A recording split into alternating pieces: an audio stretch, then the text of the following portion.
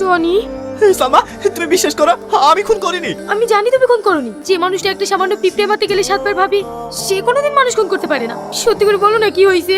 আমি তোমাকে সব বলবো, কিন্তু এখন আমি শুধু ভাবছি এখান থেকে আমি মুক্তি পাবো কিভাবে। তুমি কোনো চিন্তা করো না, আমার আব্বার বড় বড় উকিলের সাথে পরিচিত আছে। যেভাবেই হোক আমি তোমাকে এখান থেকে বের করবই। তুমি কোনো টেনশন করো না, আমি তোমার পাশে আছি। কি ব্যাপার, সবাই আমাকে দেখতে আসলো, শাকিল আসলো না কেন?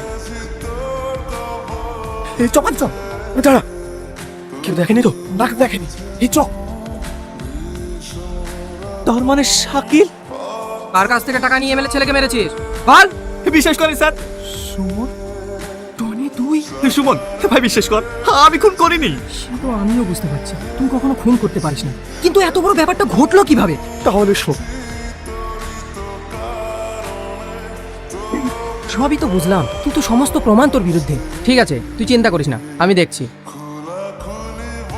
স্যার আমি জানি তুই নির্দোষ, তোকে চক্রান্ত করে ফাঁসানো হয়েছে। যা তুই এখান থেকে পালিয়ে যা, আর বড় প্রমাণ খুঁজে নিজেকে নির্দোষটা প্রমাণ কর। স্যার, দা thank you sir, thank you so much.